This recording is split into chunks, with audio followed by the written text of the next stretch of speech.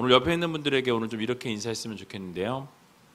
하나님께서 당신을 통해 일하십니다. 이렇게 인사했으면 좋겠습니다. 하나님께서 당신을 통해 일하십니다.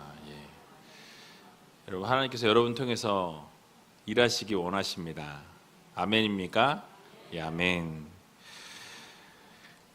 왜 웃으세요? 여러분 통해서 일하신다는데 여러분 아니라고요? 좋아서 그러시는 거예요? 예. 감사합니다. 조금 전에 올라오다가 우리 국현순 집사님 요 밑에서 물 가지러 가신다고 그러면서 넘어지신 것 같아요. 그래서 예. 근데 안 보이시는 거 보니까 집으로 다시 가셨나 본데 끝나고 연락을 좀 해보셔야 돼요. 얼굴 좀 부으셨어요? 그러셨어요. 뒤에 계시는구나. 예, 알겠습니다. 왜냐면 혹시나 이제 겨울이라 다치면 걱정돼가지고 계속 걱정이 돼가지고 부러지진 않으신 거죠? 예, 감사하네요. 예, 그 마음 편하게 설교하겠습니다. 계속 지금 집사님 걱정이 돼가지고 한쪽에서 머리에서 오늘 본문의 내용은 여러분들이 너무나 잘 아시는 말씀이에요. 예루살렘 이 초대 교회가 계속해서 성장 가도를 달리게 되는 것을 볼 수 있습니다. 계속해서 성장하다 보니까요, 성장만 계속하면 참 좋을 텐데 성장과 함께 문제가 발생하게 되는 것을 볼 수 있습니다. 어려운 사람들이 계속해서 교회 안에 많아지게 되고요, 그 사람들을 돕는 데 모든 시간을 쏟았음에도 불구하고 불평함과 불만이 나오기 시작했다라는 거예요. 사도들이 매일 구제에 온 신경을 집중함에도 불구하고 문제가 생기게 되고 또 기도와 말씀이 뒷전으로 밀려나게 되면서 이것을 좀 바로 잡아야 되겠다라는 생각을 결단을 결국 내리게 됩니다. 그래서 어떤 결론을 내리게 되냐면요, 여러분 다 아시는 것처럼 성도들 중에서 성령과 지혜가 충만한 사람을 뽑자, 그리고 칭찬 듣는 사람 7을 선출하기로 결정합니다. 그리고 그 사람들에게 구제 사역을 맡기고 사도들은 오직 기도와 말씀에 전무하기로 결단합니다. 집중하기로 결정해요. 이 지혜로운 선택을 하자마자 어떤 일이 발생합니까? 모든 성도들이 기뻐했다라고 성경은 말씀하고 있어요. 아마 모든 이들이 그렇게 바랬던 거예요. 왜냐하면 사도들이 맨날 이렇게 구제하면서 정말 본질인 기도와 말씀에 최선을 다하지 못하는 그 모습이 아마 성도들이 볼 때도 상당히 안타까웠던 것 같습니다.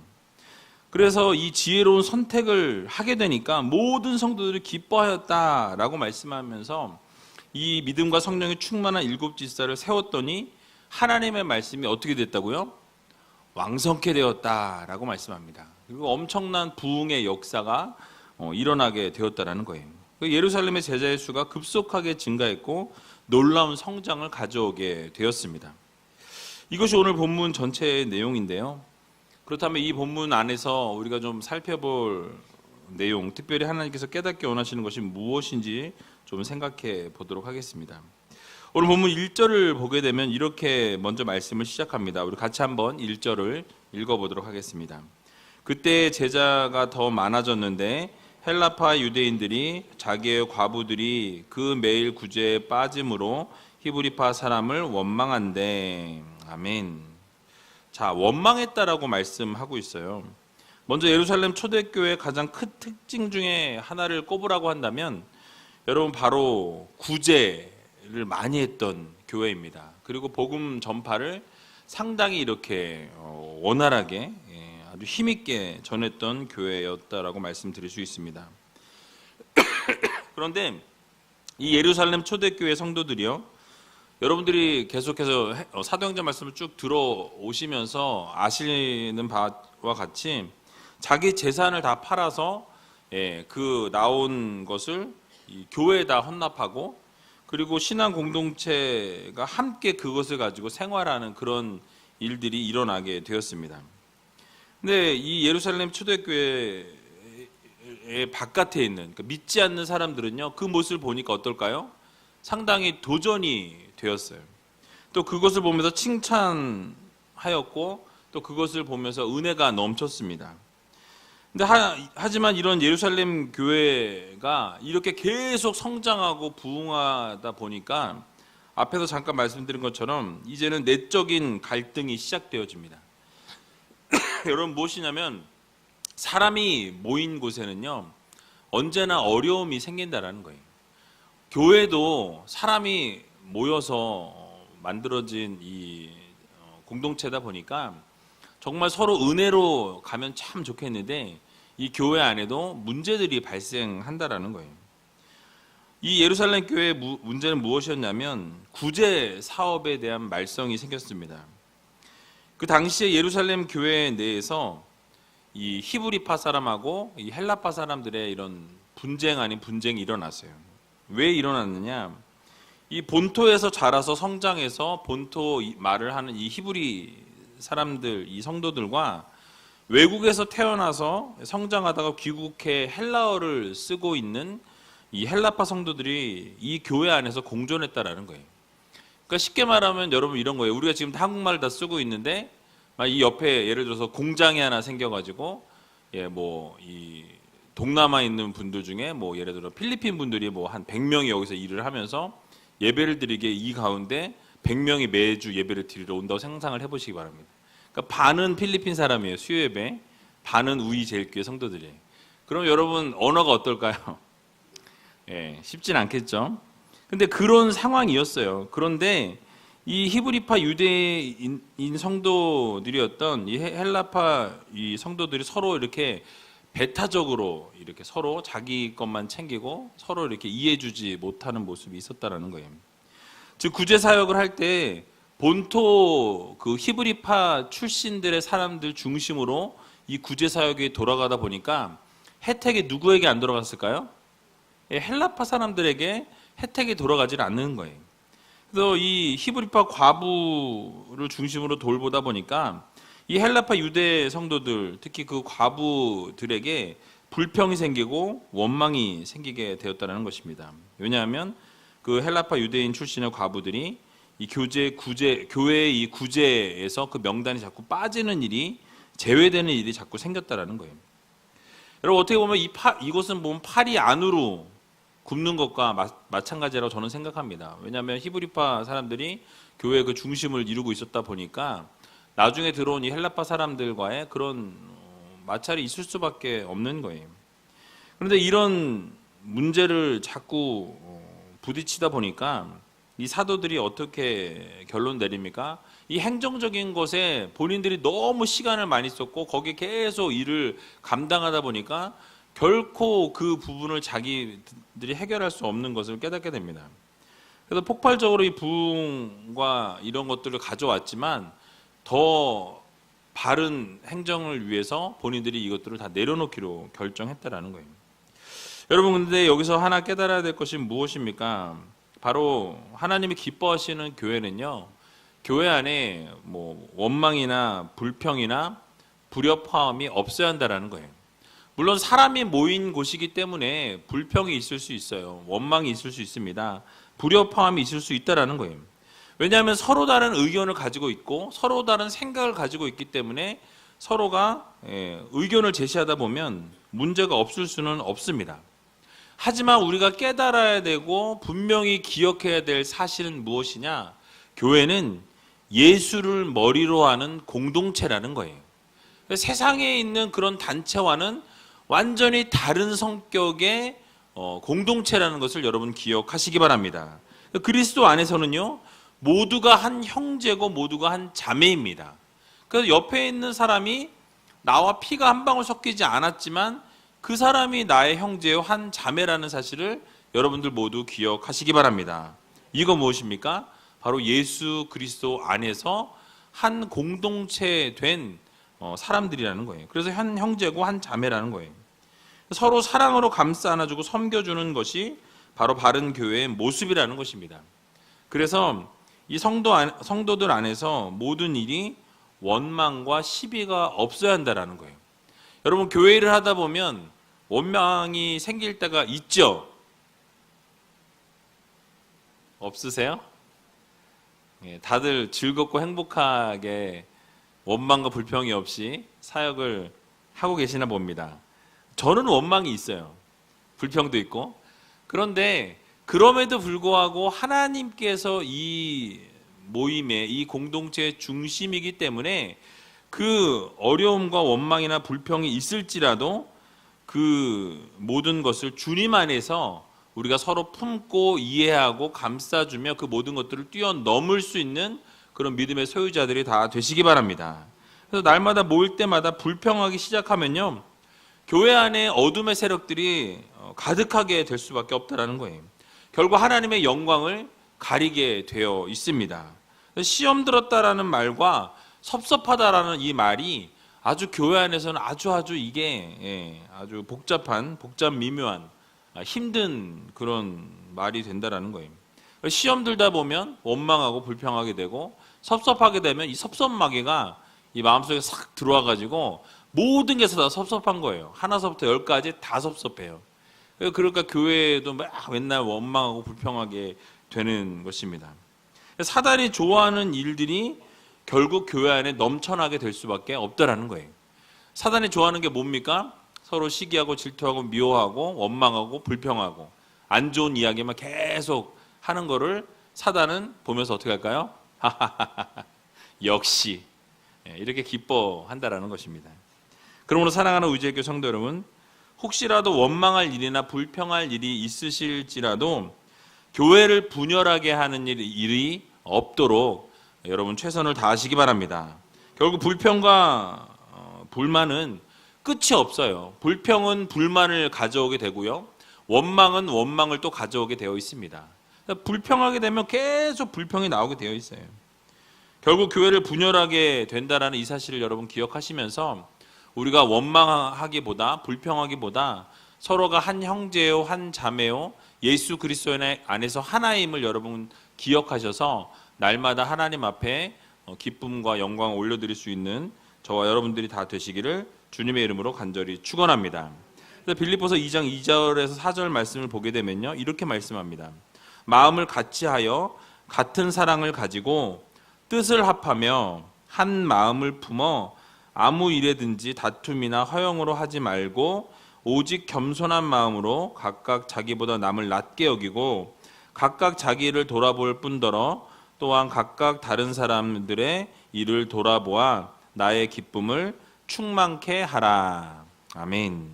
여러분, 말씀이 좀 길지만요, 주님께서 결국 하시는 말씀은 무엇이냐면 불평하는 마음이나 이 불만하고자 하는 마음이 끝이 없다라는 거예요. 그러므로 마음을 같이하여서 한 마음을 품고 한 뜻과 한 성령으로 한 가지로 뜻을 합해야 한다라고 말씀하고 있어요. 그래서 겸손함으로 서로 섬기고 돌아보고 세워나갈 때 교회는 아름답게 세워져 나갈 수 있다라는 것 여러분 기억하셔서 날마다 하나님의 은혜로 설 수 있는 저와 여러분들이 다 되시기를 주님의 이름으로 간절히 축원합니다. 이런 상황 가운데서 사도들이요, 문제를 발견하게 되었어요. 자신들의 문제가 무엇인지 진단하게 됩니다. 사실 남의 것을 판단하고 진단하는 건 참 쉬워요. 그런데 내 자신을, 내 공동체를 진단해 보는 것은 사실 쉬운 일은 아닙니다. 왜냐하면 내 자신을 들여다봐야 되거든요. 내 자신이 무엇을 잘못하고 있는가, 무엇이 문제인가, 이것을 바라보는 것은 결국 쉬운 일이 아니에요. 그런데 오늘 본문 2절을 보니까요, 이렇게 말씀하고 있습니다. 우리 같이 한번 2절을 읽어보도록 하겠습니다. 12사도가 모든 제자를 불러 이르되 우리가 하나님의 말씀을 제쳐놓고 공개를 일삼는 것이 마땅치 아니하니. 아멘. 여러분, 그들의 문제가 무엇이라고 지금 판단하고 있습니까?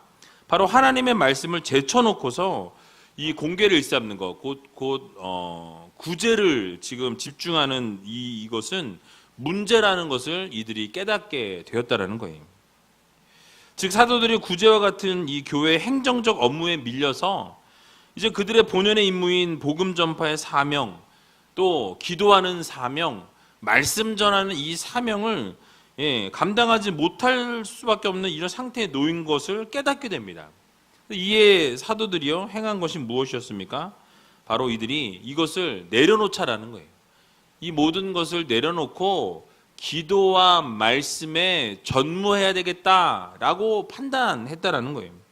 그래서 이들이 행한 것이 바로 사도들의 일곱 집사를 세워서 그들로 하여금 자신들이 지금 하는 이 구제와 모든 재반 업무, 이런 행정 사항들을 그들이 좀 이렇게 업무를 담당하고, 자기 자신들은 복음을 전하고 예수 그리스도를 전하는 일, 또 기도하는 일에 모든 것을 집중해야 되겠다라고 결정하는 것을 볼 수 있습니다.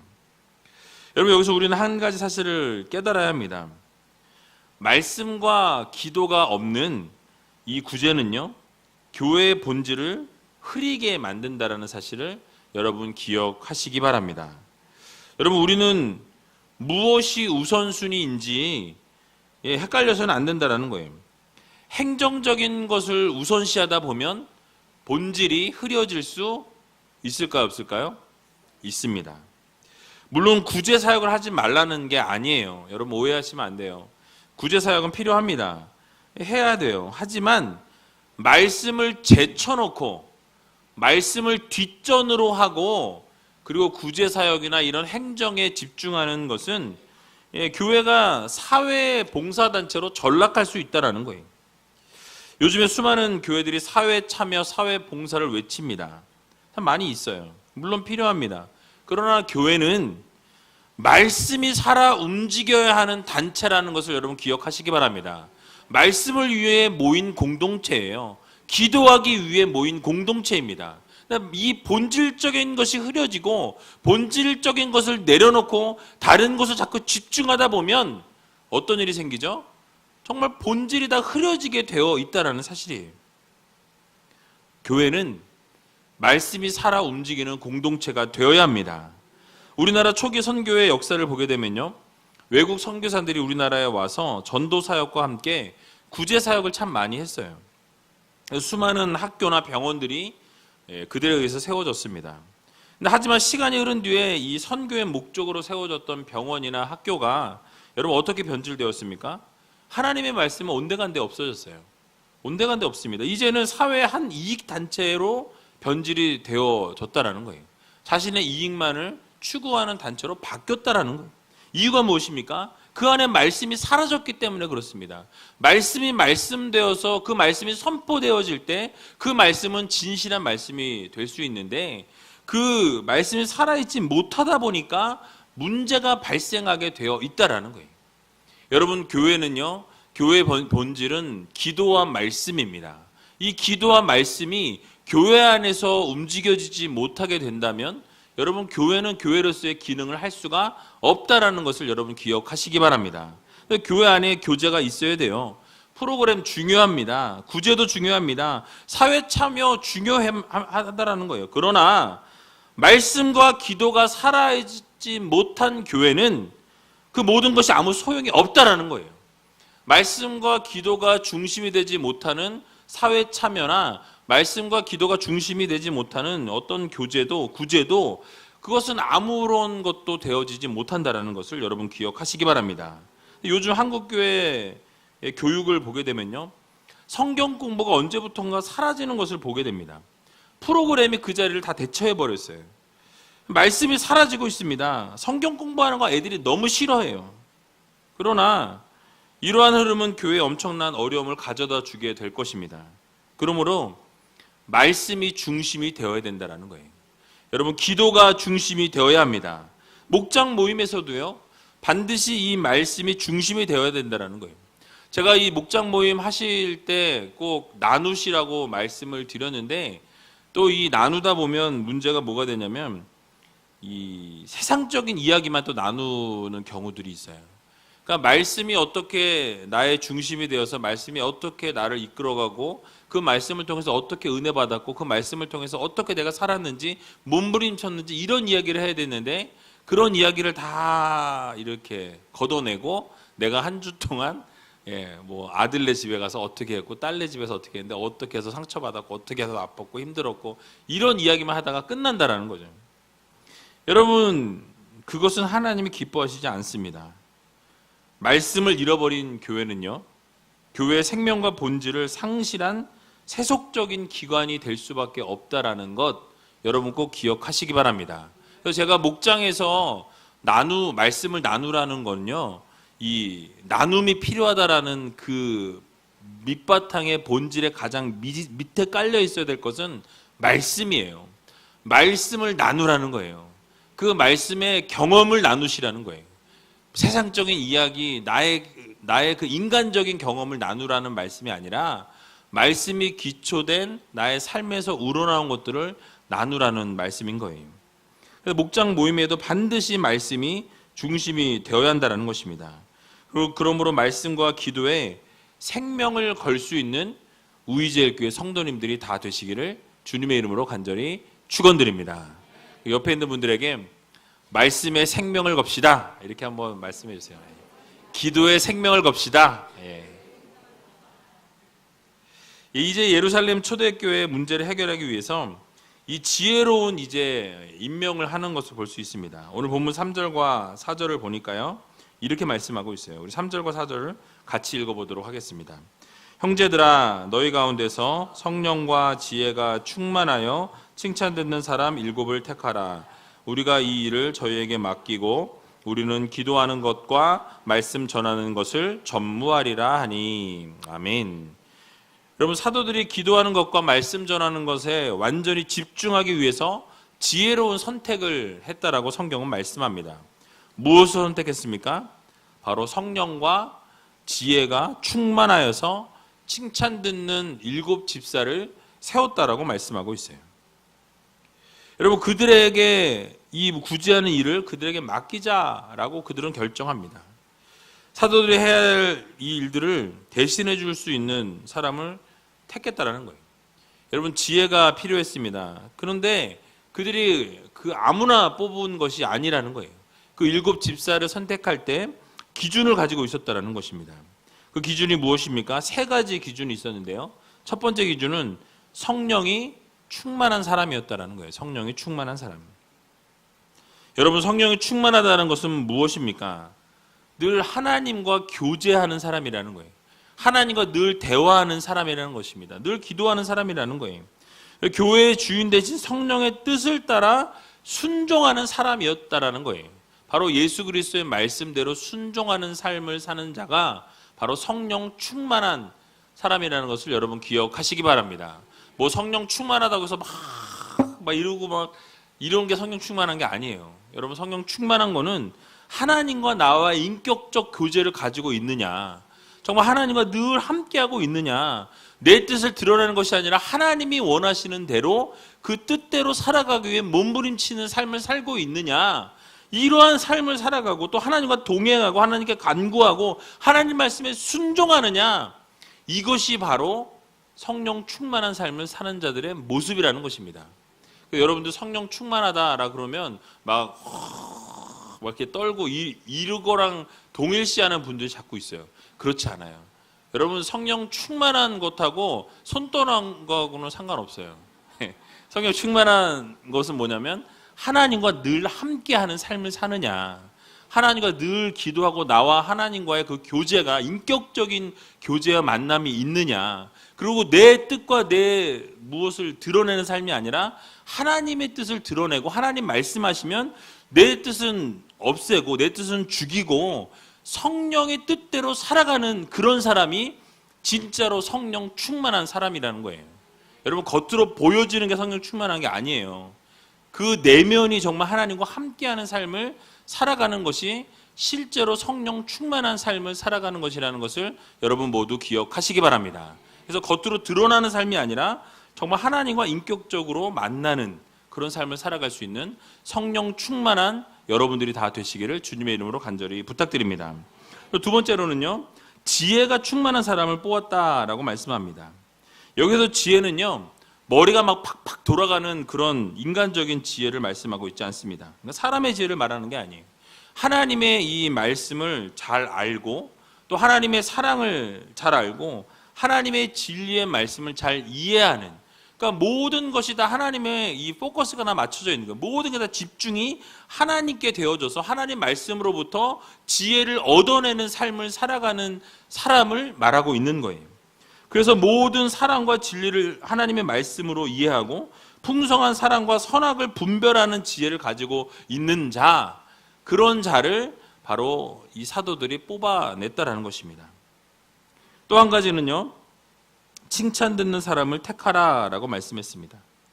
여기서 이 칭찬 듣는 사람은요, 믿음과 충성이 검증되어서 교회에서 평판이 좋은 사람을 바로 칭찬받는 자라고 이야기하고 있는 것입니다. 그러니까 이런 거에 쉽게 말하면 누군가가 예를 들면 이경주 그러면 이렇게 만약에 이러면 이건 칭찬받거나 이런 게 아니라는 거예요. 누구 이름을 딱 댔을 때 맞아. 검증된 사람이지. 그렇지. 고개를 끄덕끄덕거리면서 믿어도 되는 사람이야. 칭찬 받는 사람이지. 칭찬 받을 만한 사람이야. 라고 이렇게 모두가 수긍할 수 있는 그런 사람을 택했다라는 것입니다. 이러한 인재들이 우리 교회에도 넘쳐나기를 축원합니다. 우리 교회 안에도 성령이 충만하고 정말 하나님의 지혜가 충만하고 모두에게 인정받고 칭찬받는 그런 성도들이 막 넘쳐나서 우리 교회에 막 일할 분들이 너무 많아서 누구 일을 시켜야 되는지 막 그런 걸로 좀 고민해 봤으면 좋겠어요. 너무 현실성이 떨어지나요? 여러분, 이런 인재들이 우리 교회에서 많이 나와서 교회를 섬기고 봉사하게 될 때 결국 교회는 바로 설 수 있게 된다는 것입니다. 그리고 더욱 힘차게 봉사하게 되고요, 하나님을 더욱더 기쁘시게 할 수 있는 교회가 될 수 있다는 것 여러분 꼭 기억하시기 바랍니다. 이러한 사역을 감당하는 사람들이 많아지면 많아질수록 이제는 이 목회자들이 더욱 본질의 힘을 쓸 수 있게 되는 거예요. 이유가 무엇입니까? 더 이상 그런 행정적인 일에는 신경을 쓰지 않아도 이렇게 하나님이 성령 충만한 사람, 지혜 충만한 사람, 정말 모든 사람들에게 인정받고 칭찬받는 이 모든 이 사역자들이 교회 사역들을 다 감당하고 행정적인 모든 것들을 다 감당하다 보니까 사역자들은 뭘 하면 되죠? 기도와 말씀에 전무하리라. 기도와 말씀에만 집중해서 준비하고 그것만 집중해서 하다 보니까 어떻게 됩니까? 은혜가 더 넘쳐나게 되는 거예요. 여러분, 은혜 받고 싶으시죠? 그럼 여러분들이 바로 이러한 성령 충만한, 지혜가 충만한, 또 모든 사람들에게 인정받고 칭찬받는 여러분들이 다 되셔서 여러분들이 교회 모든 행정적인 것을 다 감당하시는 거예요. 그러면 우리 목회자들이 정말 기도와 말씀에만 집중해서 그렇게 하나님 앞에 올려드리면 여러분 어떻게 되겠습니까? 교회가 엄청난 성장과 부흥의 역사가 일어나게 된다는 사실이에요. 여러분, 그래서 본문에서도 7 집사를 세우려고 했던 이유는 바로 사도들이 놓쳐버렸던 자신들의 이 사역의 본질인 기도와 말씀을 집중하기 위해서였어요. 결국 사도들의 이 제안대로 믿음과 성령에 충만한 7 집사를 사도들 앞에서 세우고 기도하고 그들에게 안수했다라고 오늘 본문은 말씀합니다. 마침내 이 초대 교회가 아름다운 모습으로 조직을 갖추게 되었고요. 이제 이렇게 행정적인 모든 조직을 갖추고 내부에 발생했던 모든 갈등을 슬기롭게 다 해결하게 되니까 어떻게 됩니까? 부흥의 토대를 다 마련하게 되었다는 거예요. 그리고 어떻게 되었죠? 이제 그냥 부흥의 역사가 물밀듯이 일어나게 되었다는 사실을 우리는 볼 수 있습니다. 본문 7절에 보니까요, 이렇게 말씀하고 있어요. 우리 7절 같이 한번 읽어보도록 하겠습니다. 하나님의 말씀이 점점 왕성하여 예루살렘에 있는 제자의 수가 더 심히 많아지고 허다한 제사장의 무리도 이 도에 복종하니라. 아멘. 여러분, 무엇을 말씀하고 있어요? 이제 모든 것이 다 갖춰지고 행정적인 것과도 다 갖춰지고 나니까 이제 그냥 부흥의 길만 달릴 일이 남았다라는 거예요. 예루살렘에 있는 제자의 수가 더 심히 많아졌다라고 말씀합니다.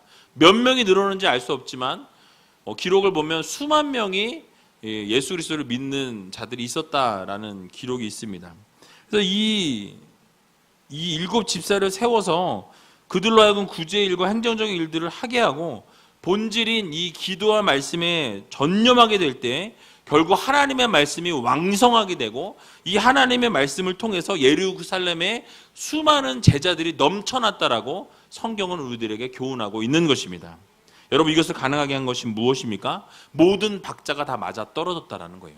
행정적인 것, 기도와 말씀과 모든 것이 함께 하나로 어우러질 때에 이 모든 것이 정말 아름답게 세워져 나갔다라는 사실을 여러분 모두 믿으시기 바랍니다.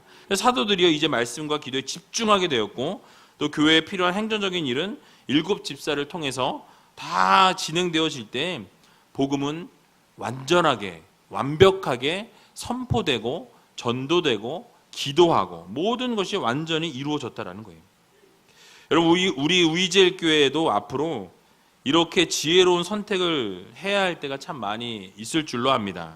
그러면 그때마다 우리는 항상 지혜로운 선택을 함으로 말미암아서 우리의 뜻과 우리의 계획과 우리가 원하는 것을 내려놓고 우리가 원하는 것을 하는 것이 아니라 하나님이 말씀하시는 것, 하나님이 요구하시는 것, 하나님이 기뻐하시는 것을 선택할 수 있는 저와 여러분들이 다 되시기 바랍니다. 그래서 우리가 그렇게 결정하고 행하게 될 때 본질적인 것에 집중하고요, 결국 본질적인 것을 바라보고 나아가게 되면 그게 느린 것 같고요, 안 되는 것 같지만 가장 기본적인 것은 본질적인 거예요. 무엇입니까?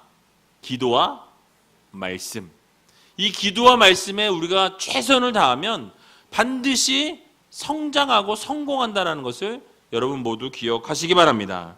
먼저 말씀과 기도에 집중하고 살아있는 예배를 하나님 앞에 올려드리고 또 그렇게 하나님께 바르게 섬기고 나아갈 때 또 양육과 훈련을 통해서 영혼의 양식이 채워지고 바른 전도와 구제를 통해서 이웃을 섬기며 또 아름다운 교제를 통해 사랑하고 이해하고 감싸주고 안아줄 때 그 교회는 정말 하나님이 기뻐하시는 아름다운 공동체가 될 수밖에 없다라는 것 여러분 모두 기억하시기 바랍니다. 그래서 결국 그렇게 되면요, 교회는 건강한 교회가 되고요, 행복한 교회가 되고, 행복한 교회가 되면 어떻게 될까요?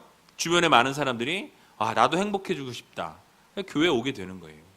교회에 와서 말씀 듣고 기도하고 또 말씀 듣고 기도하고 같이 교제하고 사랑 나누고 그러면서 또 그렇게 믿음이 성장하면서 또 주변의 사람들에게 그 믿음과 행복을 나누어 주고 또 그것을 받은 사람이 또 교회에 와서 함께 또 그렇게 채우고 또 나눠주고 이런 것들을 통해서 결국 본질이 회복되어지면, 기도와 말씀이 회복되어지면 결국 우리의 삶도 풍성해질 수 있다는 사실을 여러분들 모두 기억하시기 바랍니다. 결국 숫자적인 부흥은요, 또 질적인 부흥은 본질이 회복되어지면 그 모든 것들이 회복되어진다는 사실을 여러분 모두 믿으시기 바랍니다. 그래서 결국 초대교회 예루살렘 교회와 같이 본질에 집중함을 통해서 하나님을 기쁘게 해드린 것처럼 우리 우이제일교회도 이제는 본질에 좀 더 집중하여서 기도와 말씀에 더 최선을 다하고 정말 우리가 양육하고 훈련하고 말씀 가운데 나아감을 통하여서 온전히 하나님께 영광 올려드리는 것을 통해 우리가 정말로 더 본질적인 것을 집중하고 바라볼 때 결국 하나님께서 그것을 통해서 영광 받으시고 또 부흥을 이루어 주실 것이라는 사실을 믿으시고 날마다 주님을 향해 한 걸음 한 걸음 걸어 나갈 수 있는 저와 여러분들이 다 되시기를 주님의 이름으로 간절히 축원드립니다.